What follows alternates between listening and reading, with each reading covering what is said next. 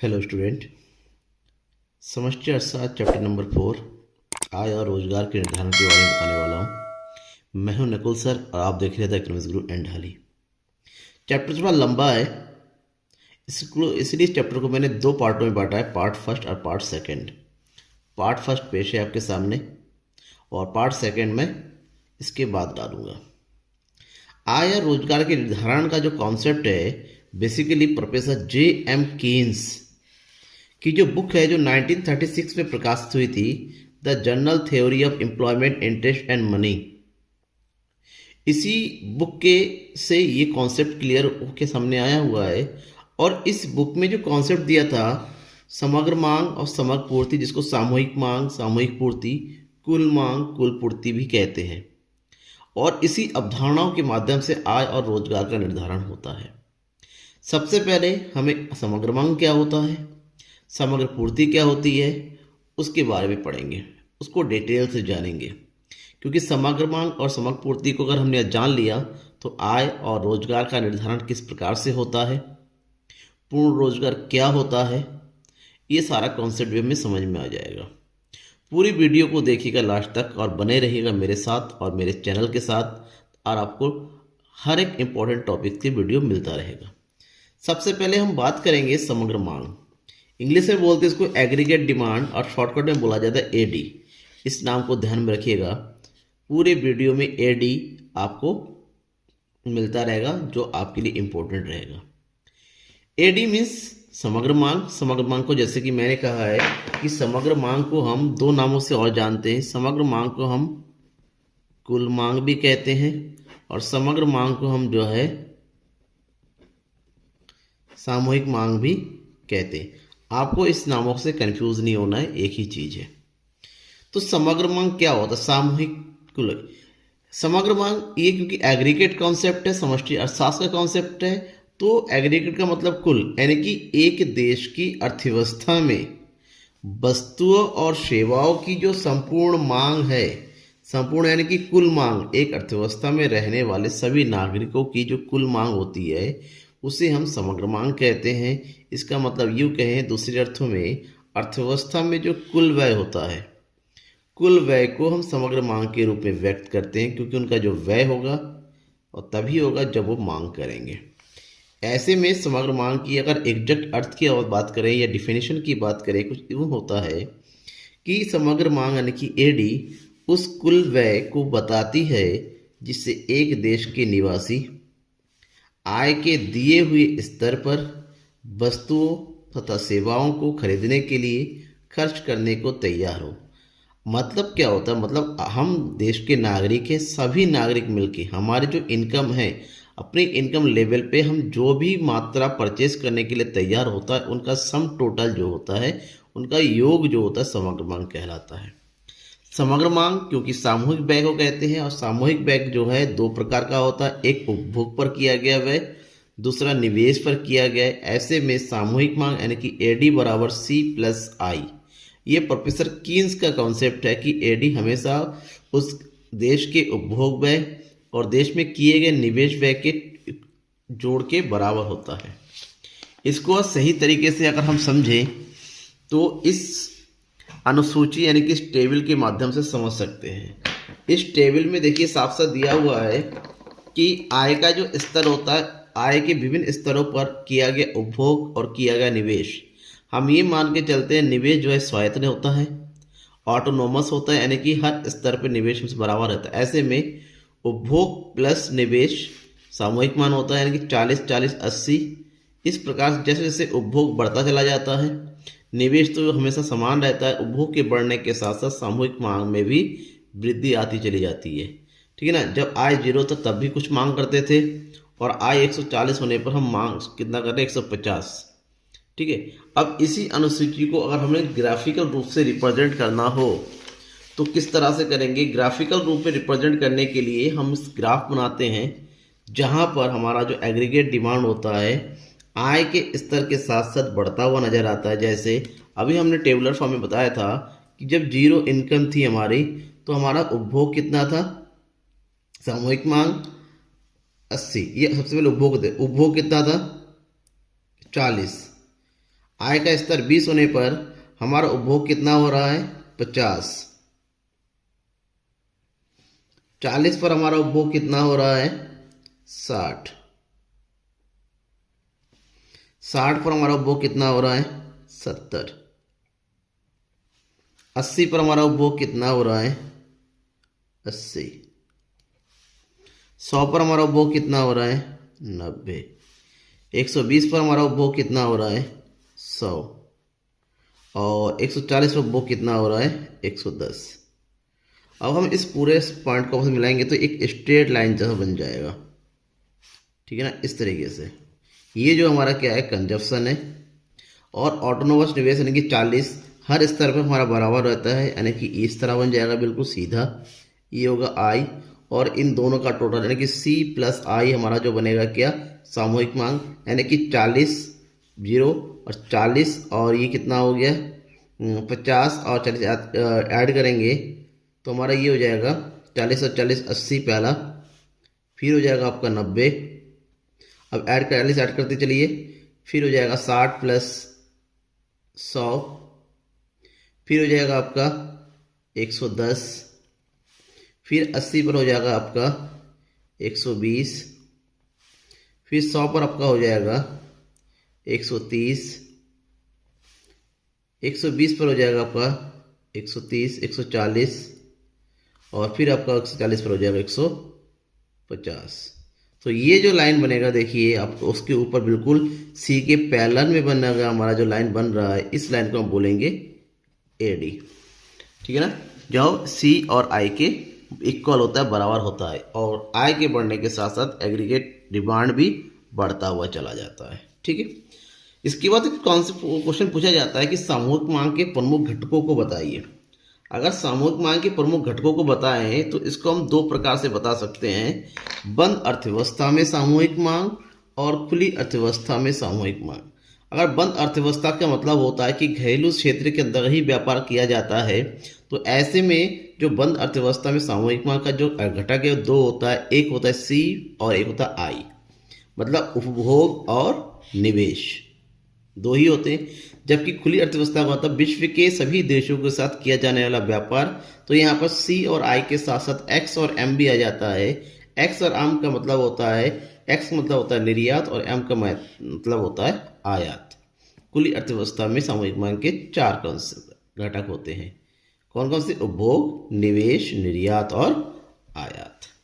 इसके बाद जो दूसरा कॉन्सेप्ट है वो है सामूहिक पूर्ति। सामूहिक मांग और सामूहिक पूर्ति को समझने के बाद ही हम आय के निर्धारण को समझ पाएंगे। तो सामूहिक पूर्ति यानी कि ईएस, एग्रीगेट सप्लाई, क्या होता है? किसी भी देश के जितने भी उत्पादक हैं यानी कि समस्त उत्पादों के द्वारा की जाने वाली वस्तु और सेवाओं की पूर्ति यानी कि कुल पूर्ति को हम सामूहिक पूर्ति कहते हैं। और हमको ये भी पता है कि राष्ट्रीय आय वाले चैप्टर में बताया था, किसी भी देश के जितने भी नागरिक हैं, जो उत्पादक जो उत्पादन करते हैं, उसी उत्पादन पर जो है पूर्ति निर्भर करती है। और उस उत्पादन की जो मौद्रिक मूल्य होता है उसे हम जीडीपी कहते हैं। यूँ समझे, किसी भी देश का जीडीपी उस देश की आय उस देश की सामूहिक पूर्ति के बराबर होती है। अब कैसे? ये कॉन्सेप्ट समझिए। यहाँ पर प्रोफेसर कीन्स का कॉन्सेप्ट ये है कि एएस बराबर जीडीपी बराबर कुल साधन आय यानी कि बॉय। किसी भी देश का जो है घरेलू आय उस देश की कुल पूर्ति के बराबर होती है, और ये भी हमेशा क्या होगी? उस देश के आय के बराबर की बॉय के बराबर होती है। दैट मीन्स कीन्स के अनुसार A S equal to C plus S, जो पूर्ति के घटक बोलते हैं, व्यय और बचत। आय का वह भाग जो बचा हुआ रहता है वही बचत होता है, यानी कि उपभोग करने के बाद जो बचत होगा, इन दोनों का टोटल सामूहिक पूर्ति होती है। अनुसूची को समझे। सामूहिक पूर्ति अनुसूची। सामूहिक पूर्ति अनुसूची में आय का स्तर हमने लिया है, उपभोग और बचत। जब आय हमारा जीरो होता है तब भी हम कुछ ना कुछ उपभोग करते रहते हैं, जिसको बोलते हैं ऑटोनोमस कंजप्शन। मतलब इनकम ना भी हो, चाहे छोटे बच्चे हो, बूढ़े होते, जो इनकम नहीं करते उसके बाद भी वो कुछ ना कुछ उपभोग करते रहते हैं। जब उपभोग हमारा जीरो होता है तो ऐसे में बचत किस में चला जाता है? नेगेटिव में, क्योंकि जो बचत किया हो वही उपभोग किया जाता है। सामूहिक पूर्ति जीरो। जैसे जैसे आय में वृद्धि होती चली जाती है, हमारा उपभोग में भी वृद्धि होती चली जाती है और बचत भी बढ़ती चली जाती है। पहले -40, -30, -10, 20, -10, 0, फिर पॉजिटिव। जब पॉजिटिव बचत हो जाता है तो हम ये देखेंगे सामूहिक पूर्ति और आय दोनों जो है बराबर चलते रहते हैं, ठीक है ना। यानी कि अब हमारा बचत होने का मतलब ये हुआ उपभोग में जो वृद्धि हो रही है वो आय के स्तर से कम वृद्धि हो रही है। ऐसे में सामूहिक पूर्ति और आय का स्तर इक्वल हो जाता है। इस चीज़ को जब हम ग्राफिकल फॉर्म में रिप्रेजेंट करेंगे, ठीक है ना, सामूहिक पूर्ति और आय स्तर को, तो 20 पर हमारी पूर्ति कितनी है 20, 40 पर कितनी है 40, 60 पर कितनी है 60, 80 पर 80, 100 पर 100, 120 पर 120 और 140 पर 140। तो हमारा ये जो लाइन बनेगा बिल्कुल 45 डिग्री के सीध में बनेगा, यानी कि दैट इज एग्रीगेट सप्लाई, ठीक है ना। इस कॉन्सेप्ट में हमारा लाइन बन जाएगा। इसी को हम बोलेंगे सामूहिक पूर्ति। सामूहिक पूर्ति के बाद हम पढ़ेंगे उपभोग फलन के बारे में। उपभोग फलन क्या होता है? उपभोग फलन आय और उपभोग व्यय, यानी कि किसी भी देश के जो इनकम है और उसको किया जाने वाला उपभोग पर व्यय, इन दोनों के बीच की जो संबंध को उपभोग फलन कहते हैं। इसको शॉर्टकट एक समीकरण से समझे, C = F ब्रैकेट वाई, यानी कि C is the function of Y.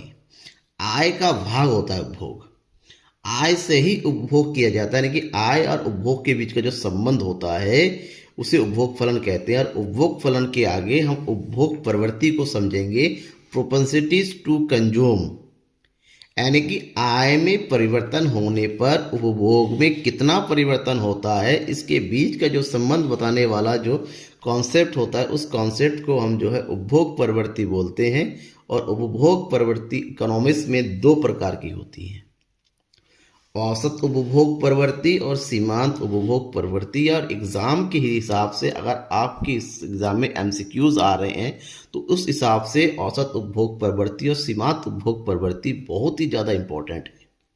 इससे रिलेटेड छोटे छोटे क्वेश्चंस बहुत बनते हैं। अब आप कहेंगे सर आप भी बता दो, तो बहुत ही जल्दी यानी कि नेक्स्ट मंडे से मैं आपके लिए एमसीक्यूज का सीरीज लाने वाला हूं। तो जल्दी से जल्दी अपने दोस्तों को जो बोलिए कि मेरे चैनल को सब्सक्राइब कर ले, क्योंकि MCQs very very important question के एमसीक्यूज मैं आपके लिए लाने जा रहा हूं। तो औसत उपभोग प्रवृत्ति और सीमांत उपभोग प्रवृत्ति की बात कर लेते हैं, जिसमें हम करेंगे औसत उपभोग प्रवृत्ति, इंग्लिश में बोलते हैं इसको एवरेज प्रोपेंसिटी टू कंज्यूम, और शॉर्टकट याद रखिएगा एपीसी, शॉर्टकट बहुत यूज होने वाला है। अब एपीसी क्या होता है? औसत उपभोग प्रवृत्ति आय का वह भाग जो उपभोग पर व्यय किया जाता है, यानी कि आय और उपभोग का जो सरल अनुपात होता है उसे हम औसत उपभोग प्रवृत्ति कहते हैं। और इसको समीकरण के माध्यम से अगर हम शो करें तो औसत उपभोग प्रवृत्ति बराबर हो जाता है कुल उपभोग डिवाइडेड बाय कुल आय। शॉर्टकट में कुल उपभोग को हम सिखाएंगे सी से और कुल आय को दिखाएंगे बॉय से, यानी कि फार्मूला बन जाता है एपीसी = C/बाई। इसको आप याद करके रखिए, ठीक है ना, क्योंकि यूज होगा आपका। इस कॉन्सेप्ट के लोग अच्छे से समझने के लिए हम उदाहरण लेंगे। अब उदाहरण क्या है यहाँ पर, यदि आय स्तर ₹150 करोड़ है जिसमें से 100 करोड़ उपभोग पर व्यय हो जाता है, तो बताना है औसत उपभोग प्रवृत्ति क्या होगी। आपको अभी मैंने बताया था एपीसी का फार्मूला होता है C/वाई। तो C कितना है उपभोग, यानी कि 100 करोड़, और आय कितना है 150 करोड़। तो 150 से अगर हमने 100 को भाग कर दिया, 0 से 0 कट गया, 15 से 5 दिया, 15, 5 दूनी 10, 3 से 2 के भाग कीजिए 0.266, ये होगा आपका एपीसी, ठीक है ना। और एपीसी के बाद जो नेक्स्ट कॉन्सेप्ट हमें पढ़ना है वो है हमारा सीमांत उपभोग प्रवृत्ति, जो एपीसी से भी ज़्यादा इम्पोर्टेंट है। इससे भी ज़्यादा इम्पोर्टेंट जो टॉपिक है वीडियो के लास्ट में बताने जा रहा हूँ, तो वीडियो को लेफ्ट मत कीजिएगा, स्किप मत कीजिएगा, देखते रहिएगा लास्ट तक। Marginal propensity to consume, that is MPC, क्या होता है? होता ये है कि कुल उपभोग में परिवर्तन का आय में परिवर्तन का अनुपात, यानी कि आय में होने वाले परिवर्तन का इफेक्ट कुल उपभोग में परिवर्तन होकर कैसा होता है, दोनों के बीच का जो अनुपात होता है उसे सीमांत उपभोग प्रवृत्ति कहते हैं। आय में होने वाले परिवर्तन का कुल उपभोग में होने वाले परिवर्तन का अनुपात, यानी कि उपभोग में परिवर्तन डिवाइडेड बाय आय में परिवर्तन, सीमांत उपभोग प्रवृत्ति कहते हैं। और शॉर्टकट का जो फार्मूला होता है MPC equal to delta C upon delta Y. Delta का मतलब होता है परिवर्तन, इसको भी याद रखना है आपको कि डेल्टा का मतलब होता है परिवर्तन। अब इस परिवर्तन को समझने के लिए हम एक उदाहरण का एक एग्जाम्पल लेंगे। एग्जाम्पल देखिए क्या है, एग्जाम्पल है यहाँ पर कि यदि आय 200 करोड़ से बढ़कर 400 करोड़ हो और उपभोग व्यय 160 करोड़ से बढ़कर 240 करोड़ हो जाए तो एमपीसी क्या होगा। फार्मूला क्या था एमपीसी का, एमपीसी का equal to delta C upon delta Y. तो डेल्टा सी कितना हो जा रहा है, डेल्टा सी देखिए 160 से बढ़कर 240, यानी कि 240 माइनस 160 तो कितना हो गया यहाँ पर 80 करोड़, ठीक है। और अगर हम डेल्टा वाई की बात करें, ये था 200 से बढ़कर 400, 400 माइनस 200 यानी कि रुपीज़ 200 करोड़। तो अब हम एमपीसी कैलकुलेट करते हैं, MPC equal to delta C यानी कि 80, डेल्टा वाई यानी कि 200। तो काट दीजिए इसको, तो ये हो जाएगा 20 से 8 को डिवाइड करेंगे, पॉइंट लगाया 0 बार आया, 2 4 ज़ा 8 यानी कि 0.4 होगा आपका एमपीसी। एमपीसी के बाद नेक्स्ट कॉन्सेप्ट आता है हमारा बचत प्रवृत्ति, प्रोपेंसिटी टू सेव। बचत क्या है, आय का एक ऐसा भाग जो उपभोग करने का बच जाता है उसे हम जो है बचत कहते हैं, और आय और बचत के बीच की जो संबंध होता है उसे बचत प्रवृत्ति कहते हैं, that is S equal to function of Y. बचत प्रवृत्ति भी उपभोग प्रवृत्ति की तरह दो प्रकार की होती हैं, औसत बचत प्रवृत्ति और सीमांत बचत प्रवृत्ति। औसत बचत प्रवृत्ति को इंग्लिश में कहते हैं average propensity to consume, that is APS, और सीमांत बचत प्रवृत्ति कहते हैं मार्जिनल प्रोपेंसिटी टू कंज्यूम यानी कि एमपीएस, ठीक है। तो औसत बचत प्रवृत्ति को समझते हैं। औसत बचत प्रवृत्ति को अगर समझे तो इस तरह से समझ सकते हैं, एक अर्थव्यवस्था के आय और रोजगार के दी हुई कुल बचत और कुल आय का अनुपात जो है, यानी कि किसी भी अर्थव्यवस्था में उस अर्थव्यवस्था की होने वाली आय और उसकी बचत के बीच अनुपात को औसत बचत प्रवृत्ति कहते हैं। शॉर्ट में कहते हैं APS equal to S upon Y, S means saving, Y means L means आय। उदाहरण देखिए, यदि आय ₹100 करोड़ है, बचत 50 करोड़ है, तो औसत बचत प्रवृत्ति क्या होगी, यानी कि एपीएस पूछा गया जिसका फार्मूला था APS equal to S upon Y. S given है 50 और वाई गिवन है 100, दैट मीन्स 0 से 0 कट गया, 10 5 ज़ा 50 यानी कि 0.5 इज योर एपीएस। एपीएस पढ़ लिया। तो चलिए सीमांत बचत प्रवृत्ति, marginal propensity to save, MPC क्या बोलते हैं इसको शॉर्टकट में, एमपीसी क्या होता है, आय में होने वाले परिवर्तन के कारण बचत में होने वाले परिवर्तन के बीच का जो अनुपात होता है उसे सीमांत बचत प्रवृत्ति कहते हैं। यानी कि आय में परिवर्तन हो गया, उसकी तुलना में आपकी बचत में कितना परिवर्तन हुआ, इसका जो रेशियो बताएगा, इसका जो अनुपात बताता है उसे सीमांत बचत प्रवृत्ति कहते हैं। तो फार्मूला बन के आता है कि सीमांत बचत प्रवृत्ति बराबर बचत में परिवर्तन डिवाइडेड बाई आय में परिवर्तन। शॉर्टकट में कहते हैं MPS equal to delta S upon delta Y. ये हो गया सीमांत बचत प्रवृत्ति का फार्मूला। अब इस फार्मूले का यूज कर लेते हैं। यदि आय ₹200 करोड़ से बढ़कर 400 करोड़ हो जाती है और बचत 50 करोड़ से बढ़कर 100 करोड़ हो जाती है तो एमपीएस कितनी होगी। तो एमपीएस का फार्मूला लिखना है, फार्मूला होता है delta S upon delta Y. That means delta S कितना हुआ यहाँ पर 100 माइनस 50 यानी कि 50 करोड़, और डेल्टा वाई होता है आपका 400 माइनस 200 बराबर ₹200 crore. So that M P S equal to delta S यानी कि 50 अपॉन 200। तो 20 से 5 को डिवाइड करेंगे तो देखिए कितना होता है, 5 पॉइंट लगाया 0 बचा 22 ज़ा 40 बचा 10 2 5 यानी कि 0.25 इज अवर एमपीएस। और एमपीएस पढ़ने के बाद हमारा जो नेक्स्ट कॉन्सेप्ट है जो हमें अच्छे से पढ़ना है, क्योंकि बहुत बहुत इंपॉर्टेंट है। उत्तराखंड बोर्ड में और यूपी बोर्ड में तो ये वाला कॉन्सेप्ट बहुत ज़्यादा पूछा जाता है। निवेश गुणक किसे बोलते हैं? क्या होता है निवेश गुणक? Investment multiple. तो निवेश गुणक के बारे में बता दूंगा। निवेश गुणक, निवेश गुणक का मतलब होता है गुणा। किसी भी अर्थव्यवस्था में अर्थव्यवस्था के विकास के लिए जो भी निवेश किया जाता है, उस निवेश की तुलना में उस अर्थव्यवस्था की आय में कई गुना अधिक वृद्धि होती है। तो जितने गुना अधिक वृद्धि होती है उसे बोलते हैं निवेश गुणक। ये कॉन्सेप्ट प्रोफेसर कीन्स का है कि हर अर्थव्यवस्था में जब निवेश किया जाता है विकास के लिए, उस निवेश की तुलना में उसकी होने वाली वृद्धि जो होता है आय में, वो कई गुना अधिक होती है। और कितनी गुना अधिक होती है उसी को जो है के से डिनोट किया जाता है, और के का मतलब होता है गुणक, जो कि निवेश और अर्थव्यवस्था में आय में के बीच होने वाले संबंध को बताता है।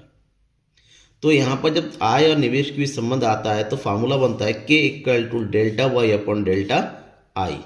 आय में परिवर्तन किसकी तुलना में? निवेश की परिवर्तन की तुलना में। So that K equal to delta Y upon delta I, इस फार्मूले का यहाँ पर यूज़ किया जाता है। और फार्मूले का यूज़ करके अगर हमने एक क्वेश्चन सॉल्व करना है तो यूँ कर सकते हैं, यदि किसी अर्थव्यवस्था में ₹20 करोड़ का निवेश हो तो अर्थव्यवस्था में 100 करोड़ की अतिरिक्त वृद्धि होती है। इसका मतलब होता है निवेश हो रहा है 20 करोड़ का, यानी कि डेल्टा आई बराबर हो गया ₹20 करोड़, और आय में वृद्धि यानी कि डेल्टा वाई कितना हो रहा है? ₹100 करोड़। ऐसे में के का फार्मूला था K equal to delta Y upon delta I, यानी कि वाई है आपका 100 और आई है आपका 20, तो 20 पंजे 100, तो निवेश गुणा कितना होगा? 5। निवेश गुणक से रिलेटेड एक क्वेश्चन पूछा जाता है कि गुणक और निवेश सीमांत उपभोग प्रवृत्ति में क्या संबंध है? तो निवेश उपभोग प्रवृत्ति का मतलब होता है एमपीसी, यानी कि के एंड एमपीसी के बीच में कैसा रिलेशन है। तो आपको ध्यान में ही रखना है कि किसी भी अर्थव्यवस्था में, कीन्स ने विचार में किसी भी अर्थव्यवस्था में एमपीसी और गुणक के बीच प्रत्यक्ष संबंध होता है। मतलब ये हुआ कि अगर एमपीसी में वृद्धि होती है तो गुणक में भी वृद्धि होगी, अगर एमपीसी कम है तो गुणक भी कम होना है। तो ऐसे में एमपीसी से गुणक का फार्मूला जो बनता है वो होता है K equal to 1/1 minus MPC. जब एमपीसी और गुणक में प्रत्यक्ष संबंध होता है, सीधा संबंध होता है, तो इसी प्रकार से एमपीएस सीमांत बचत प्रवृत्ति और गुणक में विपरीत संबंध होगा, यानी कि एमपीसी के ज़्यादा होने से गुणक कम हो जाता है और एमपीसी के कम होने से गुणक बढ़ जाता है। ठीक है, अब इसके बाद हम पढ़ लेते हैं निवेश के बारे में।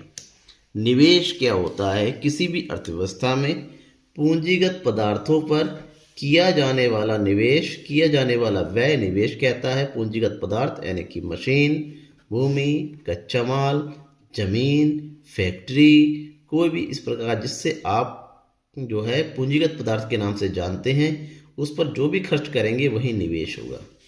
निवेश को 2 प्रकार कैटेगरी में बांटा गया है, स्वायत्त निवेश जिसको स्वतंत्र निवेश भी कहते हैं, और प्रेरित निवेश। स्वायत्त स्वतंत्र निवेश की अगर बात करें, इंग्लिश में बोलते हैं इसको ऑटोनोमस इन्वेस्टमेंट। एक ऐसा निवेश जो अर्थव्यवस्था में आय स्तर से मुक्त होता है, यानी कि इस निवेश में इनकम का किसी प्रकार का प्रभाव नहीं पड़ता। इनकम हो या ना हो, लॉस हो, कोई फर्क नहीं पड़ता है, निवेश होना ही होना होता है। और ये निवेश बेसिकली देश की सरकार के द्वारा किया जाता है अर्थव्यवस्था के विकास के लिए। इसीलिए इसका जो ग्राफ बनता है हमेशा पैरेलल टू एक्स एक्सिस बनता है, ठीक है, आय के बराबर में चलता रहता है। ये होता है आपका ऑटोनोमस इन्वेस्टमेंट। दूसरा जो इन्वेस्टमेंट है वो है प्रेरित निवेश, इंड्यूस इन्वेस्टमेंट। ऐसा इन्वेस्टमेंट जो अर्थव्यवस्था में आय और लाभ की मात्रा से प्रभावित होता है। जहां इन्वेस्टमेंट को आय और लाभ अधिक मिलेगा वहां पर इन्वेस्टमेंट की मात्रा भी बढ़ जाती है। यानी कि ये जो है आय और लाभ की ऊंची प्रत्याशा के ऊपर प्रभावित होती है।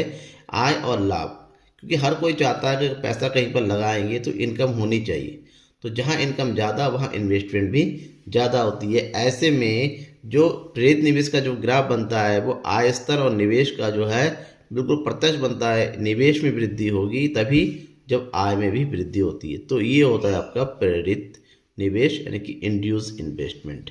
Thank you. नेक्स्ट वीडियो का वेट कीजिए जो कि इसी चैप्टर का पार्ट 2 होगा।